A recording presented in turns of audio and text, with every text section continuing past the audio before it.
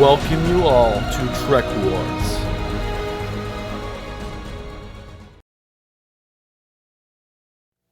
So today we're going to take a look at the Cardassaion light cruiser Kulinor. So the Kulinor has a reputation of being a Excelsior killer. So we're going to look into this lore, we're going to find out if this is true, and we're going to learn everything we can about this ship. So in Star Trek Armada 2, this is a new generation starship. It has a bunch of strange abilities. It can produce like this wormhole effect that pulls the biological species that fought against the Borg out of its space, and it has a bunch of other weird abilities, and it's considered to be better and more advanced than the Galor. So that is its origins in the original game. Now, it has different origins in Vasa, and so the Vasa speaks that this ship was designed way before that time period, and that the variant that we see in the future is just a sub-variant of an older version of the ship. So this lure, in my opinion, makes a lot more sense, and I like it, so we're going to go ahead and go with it, and so we're going to use this. So it's real important to know that this ship was created in the 2273. So this is before the Constitution Rift starships were being upgraded or the Miranda classes were being constructed. So the Excelsior did not even exist when this ship was created in 2273. So now let's think about this ship and remember that we don't want to engage this ship or put it against the Excelsior yet, because it doesn't make sense, because Excelsior doesn't make sense yet, and the Federation doesn't know the Cardassians yet. So the border war hasn't happened yet. So what kind of ships, if they did come across one another, what would they be coming across? It's going to be Mirandas and Constitution class starships. So let's compare it to that first before we move on. So before we move on, so this makes sense, I'm going to show you some of the conversions. So weapons that are called CDs, each power level is equal to 937 terawatts. Weapons that are based off the CSD, which would be the Spire Wave Disruptor Cannon, the power level is 3,250 terawatts if you want to use it. So I just want you guys to know all my formulas are only going to be using the CD because I don't think that the heavy Spire Wave Disruptor Cannons existed all the way back in this time period. Now, all shield frequencies and powers are 14,444 per power. So if the ship has shields that are 12, you just times 14,444 times 12 and get your answer. The hull value is 29,400. So whatever the hull is given to us in this VASA game, we just times it by 29,400. The mass, there's a huge difference in the ship's mass. And so it's a 9.3 difference. So if you take a look, you can see that the hull value of a Galor's mass is 179,978. The actual stats is 1,678,000. That's the official. So this is off by 9.3, so we can just adjust it and fix it. Now, torpedo power, so a standard photon torpedo of the Kirk era is 65,000 point value. Cardassian torpedoes have different point values and are weaker and stronger depending on the ships. Their torpedo value is 4,000 per power. So these are all our formulas in order to figure out what we got. All right, so now with our conversions, the shields are 173,000. The whole value is 793,800 with a full defense of 966,800 with an armor value of 0.6. How does this hold up against the Constitution and the Miranda? Its shields are nowhere close. They're like half the power of Federation shields. Now, as far as hull strength goes, this ship is double that of the Constitution and obviously more so than the Mirandas. So it's definitely heavily armed. It's a large starship for its time period. So now that we know what its defenses are, how does it hold up with its weapons? All right, so if you guys remember, Constitution-class starships are using Type 7 phaser emitters. Type 7 phaser emitters are hitting for 2,800 per shot. So when we compare that, the Cardassians are using a CD5. They have 4 of these on their weapons. It has a power level of 5, which is equal to 4,685. So this is roughly almost twice the power of a standard Federation weapon. Now, they also carry an even heavier weapon, which is a CD4, which they have 6 of. So this is their main weapon, and it has a power of 6. So it comes out to 5,622. Now, they do have a beginning stage spiral wave disruptor weapon, which is called a CSD. And they have a CSD4, which has a power level of 20, which is going to be 18,740. Now, the reason it's 18,740 and it's not the 6,500 you've seen in the formula is because I don't think it makes sense that they could have a weapon that powerful, because if they did, that means they would be able to obliterate Federation starships, Klingons, and Romulans, and they would become the galactic superpower. Now, that's not the case, so we're going to go ahead and use the other scale, which brings it down to 18,740. Now, I want you guys to note that all Cardassian CD weapons will fire 13 times, just like you see with Spiral Wave Disruptors. And then all CSDs will be firing only 9 times. And that's what we see with the Spiral Wave Disruptor cannons. So those are the values of how many times it can shoot. Now, one thing that's interesting about this ship is it has 2 torpedo launchers, but they only have a power scaling of 10, which means they're only going to hit for 40,000. So this is significantly weaker than what the Federation and the Klingons are using. Okay, so right off the bat, what we learn about this ship is it's much bigger than a Constitution class. Its shielding is very poor. It's making up for its poor shielding with advanced armor. Now, the other thing we know about this ship is for a ship of its time period, this thing is absolutely armed to the teeth and is an absolute beast. All right, so let's look at its size. Its length is 266 meters. Its width is 140 meters. Its height is 51 meters. Its weight is 1,277,875 metric tons. Shield level 12, hull 27. So what does this all mean? So this starship is significantly bigger than a Constitution Rift when it comes to its actual mass. So a Constitution class Rift is 870, a Miranda is 650. So this ship is twice the size of a Miranda, and obviously a few hundred metric tons larger than a Constitution class. Now, its overall length isn't that impressive. It's around the same size as a original Constitution class starship. All right, so we look at the size, that 266 meters, it's half the size of a Federation Excelsior class starship. So now we're going to kind of think about it and look at it. How would it interact against an Excelsior class starship? Now that we kind of have an idea, what is a fight between these two ships going to look like? So comparing this data right off the bat, we can tell this is not right. The ship can't beat the Excelsior. It can't even come close to beating the Excelsior. The Excelsior uses Type 8 phaser emitters. They're 13,750 each. They can shoot 12 times. It's 165,000. The best weapon this ship has is going to hit for around 168,660. And that's that Spiral Wave Disruptor that it has in the front. That Spiral Wave Disruptor cannon, that it's a old version of what we see on the Galore. Yes, it's a defective weapon. It puts it in a special tier above most ships out there, but it's not fighting a battleship. It's just not happening. It doesn't have the hull. It doesn't have the shields. It doesn't have the weaponry.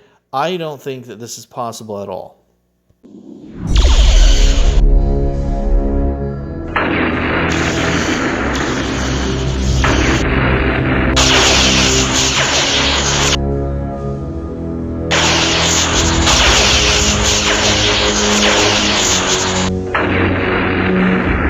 So for a ship of its size, it will put up a decent fight against an Excelsior class, but it's just out of its league. So a Federation starship, it's going to be able to do its first barrage as torpedoes. It's 130,000 points of damage. The Cardassian ship can only bring 80,000, which it's basically what I consider to be light torpedo launchers. Yes, when it gets into mid-range, there's nothing the Excelsior has. It's going to get hit for 168,660. Then they're going to come into, Type 8 firing range. It's going to keep on using that siege weapon. that siege weapon's hitting for 168,650. But you gotta remember, the Type 8 phasers are basically hitting for that exact same amount. They're 165. They're slightly less. Once that weapon goes down, then we're using our backups, and our backup weapons are around 60,905. And once you're using those backups, I mean, you're not even half the power. You're a third the firepower that ship is delivering to you. So we got what, 1, 2, 3, 4, 5, 6, 7. By about 8 barrages of attacks from one another, the Kulinor is dead. So is this ship hunting down Excelsiors and killing them? No, not when it first came out. Definitely not. Now, how would it fare against a ship during its own time period? Now, yes, this didn't happen, but what if it did? What if the Cardassians came across the Enterprise or Miranda? How would the fight look then? So if we did this, then it's the exact opposite.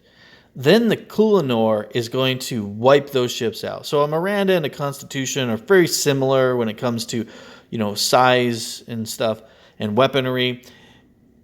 It's just the Federation starships at this time period, they're not going to be able to handle this ship. This ship is huge for this time period. It's very, very well armored. It has a lot of power. Its shield's still crap, but it's not going to matter because that spire wave disruptor that it's using, that cannon, that first generation disruptor cannon that it's using, is very powerful. I mean, it's equivalent to a Type 8 phaser. So back and forth, same scenario. 1, 2, 3, 4, 5, 6, 7, 8. By 9 rounds, you can see the Miranda only has 14,060 points of hull value left. So that's crippled. Ship's not going anywhere. And then we look at the Kulinor, 555,600. I mean, this ship has only lost a few hundred points to its hull. Purposely fine. It's taking the win 100%. So, like I said, is this thing an Excelsior killer? Most likely no. Now, if they have been modified, especially towards the end of the Border Wars, and this ship is carrying a Spire Wave Disruptor Cannon, which is a modern Spire Wave Disruptor Cannon, that's enough firepower that it could defeat an Excelsior class, and you could call it an Excelsior class killer. Now, even with those scenarios, its targeting sensors are far, far, far weaker. Its sensor capabilities are far weaker. It's slow. It's only capable of warp 8. It cruises at warp 6. So this ship overall, it's a good ship. It's better than a lot of things we see during the Border Wars when it first starts out. But a lot of the other ships are going to take it. The ship doesn't have very good shields. The ship has got decent armor. All right, so overall, the big picture of this ship is a medium-class starship. It's not going to be doing a whole lot of anything. This ship is old. It's big. There's no reason to build this ship anymore when you have Gallows. Gallows can do everything this can do, but they can do it better. They're faster. There's just no reason for this ship anymore. So when this ship was produced, this ship was phenomenal. When this ship was first coming out, this thing would have been terrifying. Now, if the Federation had been fighting the Cardassians during the time period that we have the Constitution and the Miranda, and they were using these ships, the Federation would have struggled. So, and something to think about is, why is Cardassian technology advanced in one area and then so unadvanced in another area? And the reason is because they're isolationalists. They go around and they conquer other planets and they just strip the resources, and then they start building as many ships as they can. They're very different than the other empires. The Federation is slowly spreading out. They're being real careful about their natural resources and what they use up. They don't want to waste them. That's not happening with the Cardassians. The Cardassians are the exact opposite. They're using the resources. They're building these big, large ships as fast as they can, but they're not really acquiring technology from other races. Yes, they'll get other technology, but the technology in this time period is equivalent to what they're seeing here. The problem is with the Cardassians is they stagnated. So from the time period of Kirk to the time period we start seeing Enterprise Cs, there isn't that much of a development from the Cardassians. The Cardassians are not on the galactic market. They're not trading. They've kept it themselves, and their technology has stagnated. This is an impressive ship, but because they were so far from the Federation during this time period, it really never saw anything that it could take on. They didn't run into the Federation until the 2300s. So the Kulinor is a really cool ship. I really like the lure. I like the fact that it comes around the 2273, so we get an idea of something that was out there, and then we get a power scaling, and we get to see the stagnation of the Cardassians. Because by 2355, when full-out war breaks out, the Cardassians are just so far behind in shield technology that they become basically laughable. But the Federation didn't realize that first, and the Federation also was kind of worried about the Cardassians. Like, do they have better ships? Are they just sending their old trash to our borders? Do they have newer ships? You know, they really didn't know, and they were trying to feel each other out. Now, if the Federation wanted to, could they beat the Cardassians? No problem at all. Absolutely. Do the Cardassians have interactions with other races? It wasn't until later, and they had fights with the Klingons, and they were able to hold their own against the Klingons. Now, it makes sense that they could hold their own against the Klingons because the Klingons, especially during that time period, are using really small ships. And the Cardassians are using medium-sized ships. And so the medium-sized ship with lots of weaponry, slow-moving, is gonna be able to take on birds of prey. Birds of prey are gonna have to swarm these ships to take them out. But if these ships are moving in groups and swarms, then they're gonna be able to defeat those swarm tactics that the Klingons are using. And so I could see why the Cardassians were able to push back the Klingons.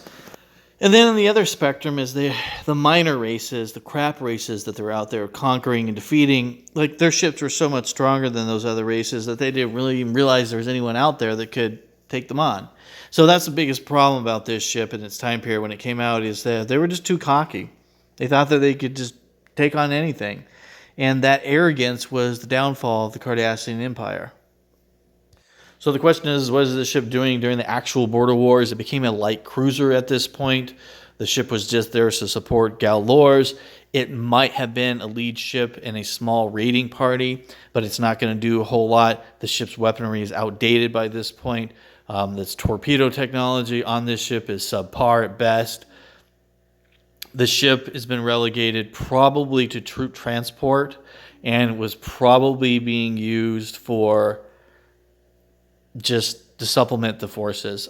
It's a slow ship, so I don't think that they're going to really be involved in major battles because the ship is slow. The ship doesn't have a lot of firepower by the time of the actual border wars. The ship would have been very limited to what it could do, its sensory systems and stuff like that. I don't think that they continued to make these ships. As soon as the Galor came out, this ship was no longer constructed. It wasn't even a thought because this ship is similar in size to the Galor. It's way, way, way weaker than a Galor. I mean, there's no reason to build this ship. The infrastructure is built around building the Galors because the Galors could go deep territory. They were a decent fighting starship. They could house new generation weapons. This ship was very powerful when it first came out. It aged very poorly. But for a ship that lasted, like the Mirandas and Excelsiors, I'm going to say no. I don't think they personally upgraded these ships very often. I know that some of the stats show this and say that, but because the ship is so big, I think it's a waste of time to modify a ship this large and this much time and tech when you can just build the Galor out. The Galors are better in every form and manner. They're faster. Their sensor systems are better. Their shielding is better. There's no reason to build these light cruisers anymore. So, unfortunately, this ship just disappeared after the border wars. All right, so what do you guys think of the Kulinor? Do you agree with my stats? Do you like the stats? Do you disagree? Do you think the ship was stronger than the way I portrayed it? Do you think the ship could take on the Excelsior? All these questions I want to know in the comments. Engage. Thank you for watching Trek Wars. If you like this material, please subscribe and make a comment. And with that being said, victory is life.